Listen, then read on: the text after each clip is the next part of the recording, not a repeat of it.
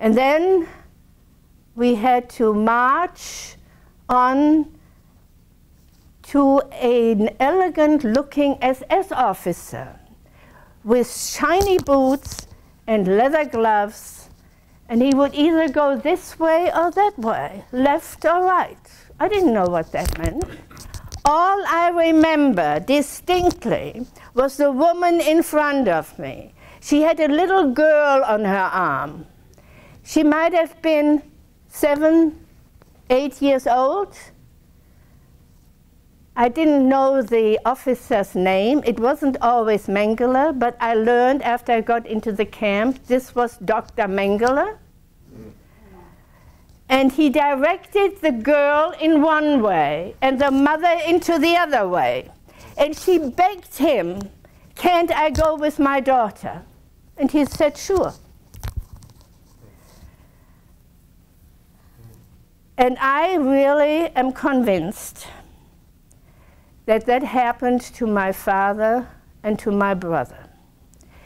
Because later on, I'll tell you why I am convinced. So here we were rounded up by a very young SS man with a gun drawn, and each camp was surrounded by high-tension wire. And it was cold, it was October, and it was raining. And when a transport arrived in Auschwitz, nobody was allowed out of their barrack. But as we were walking through that muddy road in between the camps, one woman was outside of her barrack. She had recognized somebody in our transport, and she was screaming out a name. And this young SS man, with a gun drawn, screamed at her, "Woman," in German, "get in or I'll shoot you." And with that he shot her. And as she was lying there in the mud, bathed in her own blood, I said to myself, "You will never get out of here alive." In Auschwitz, they put us into saunas when we came to Auschwitz. These were big structures, brick structures that said sauna on it, bathhouse. And we had to get into this bathhouse and strip totally naked. And all our clothing was taken away from us. And around the periphery of this big hall were SS men who were making dirty jokes and laughing. And our hair was shorn off.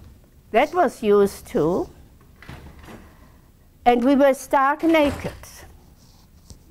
And the body hair was shorn off too. Then we were given some dirty pieces of clothing. I got a shift, a black shift. Somebody was probably gassed in it. And I got wooden clogs. This is Poland. This is the winter coming, already there. I never saw socks. I never saw underwear. I never saw a piece of soap. I never saw a towel or a fork or a knife or a spoon as long as I was in Auschwitz.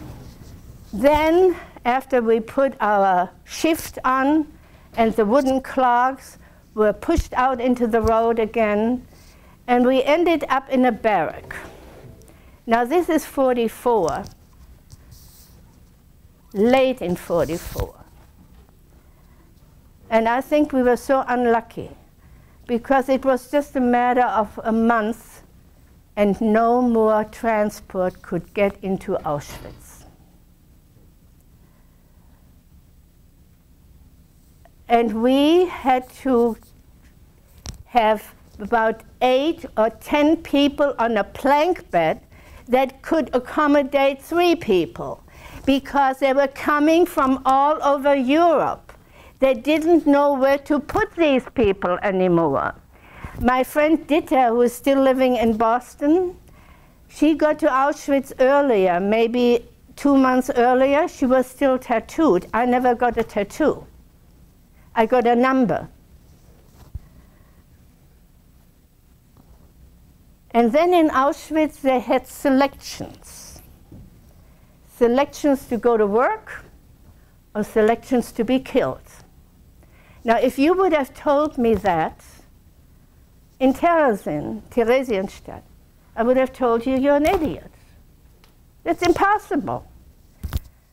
But that's what they had. And there was such a selection in the neighboring barrack. And I will never forget that. Because in that neighboring barrack, there were Hungarian young women. They didn't look like human beings anymore. They were so emaciated. Their eyes were bulging out. Their bellies were all swollen. And one of the girls took refuge in our barrack. There was tremendous shooting going on, and I thought this was really going to be the end of it. Our block elder was a very cruel woman, but she gave shelter to that girl. I have no idea what happened to her, whether she eventually survived or was killed. And then there was the next day, there was a big table like that outside of the barracks, and there were 3 people sitting there. One was 2 SS officers, and one was a representative of German industry. And they were selecting workers to work in their factory. This is the German industry that had absolutely no idea what was happening in the concentration camps. But they were sending their representative to get workers there. And this man took very few of our people. But he asked me to show him my hands. Maybe they don't look very ladylike, I don't know, but he picked me for work. And a Nazi guard, because women couldn't be SS, they were Nazi guards, some of them were more cruel than the SS, took us to a shower. And we had learned in the meantime that when people were gassed in Auschwitz, the gas came through the shower heads. And since she asked us to strip naked outside before we got into the shower room, we felt this was the end. So it felt very good to have that ice-cold water on my body. We then ended up in another camp with just maybe 10 people. This was a different camp. There were no Jews in this camp, because inmates in some of these camps had a designation, a color designation, as murderers or political prisoners or homosexual or gypsies, the Roma people. And this barrack, the elder of the barrack, the woman in charge, she was a murderer. And most of the other people were were really criminals. And this woman gave me the job to take the buckets with the feces to the latrine during the night, with a Nazi guard, of course. And I'll never forget that night.